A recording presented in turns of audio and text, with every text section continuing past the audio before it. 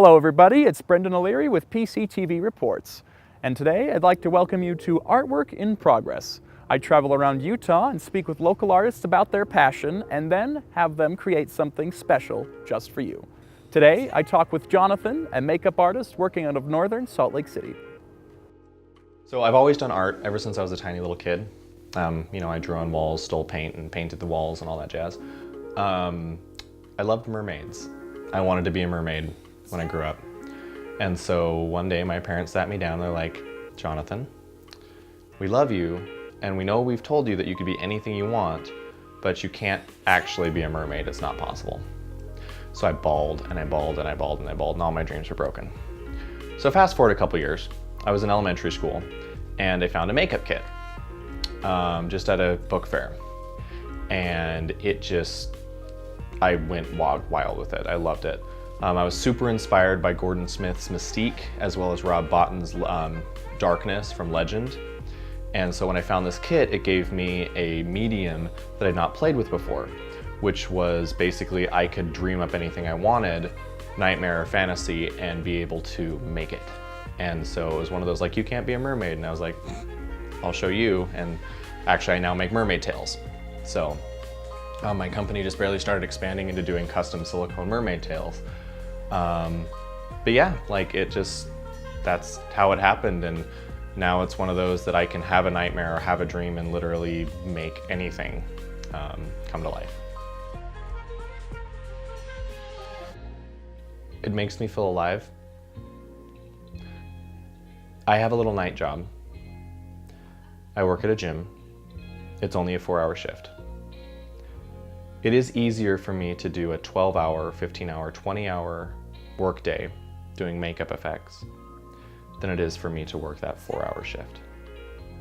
I will be busy, stressed, running all over, spending tons of money, spending tons of time making something, weeks and weeks and weeks to produce something that'll only be on screen for 2 seconds.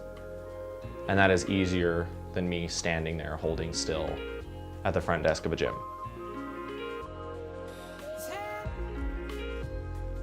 Makeup is something that when I was in a really dark period in my life, it gave me a reason to wake up and it gave me a reason to exist.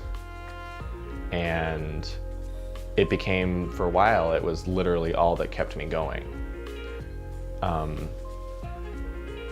Fast forward a couple years, now I have a life, now I have everything else that I do, and I'm no longer just makeup, but there was a while there that literally all I had in my life was makeup, and that's all there was. But I feel alive, and every day that I come to work, it's not work. And then, simple little things that would be monotonous to anybody else, like pulling a resin cast out of a mold. The other day I was teaching a friend how to do it, and it just was a reminder that I was in the right place, because every time she would pull it from the mold, I would laugh and giggle and get all giddy because I love it so much, even though it's just a monotonous task. And I do makeup for fun, for myself, It's something that I would do whether I was paid or not.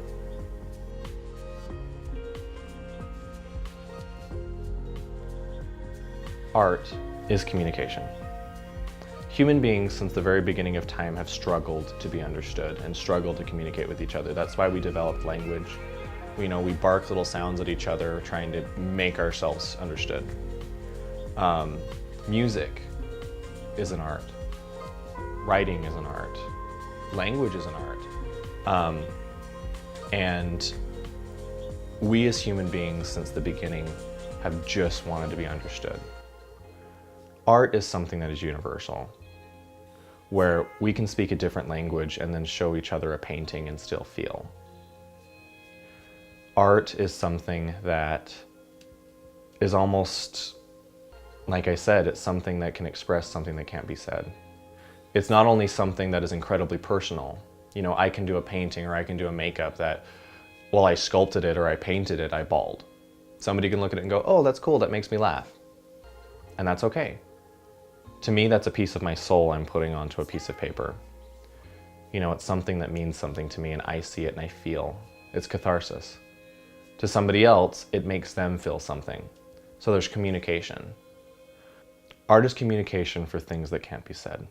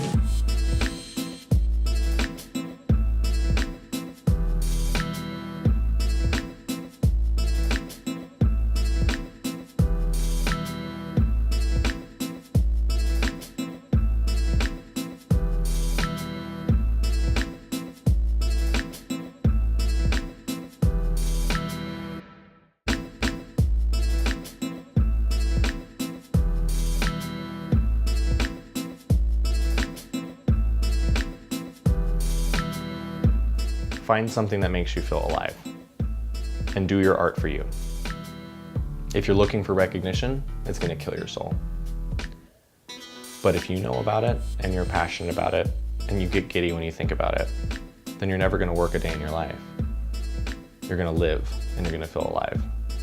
So do art for you because it's your soul you're putting out there.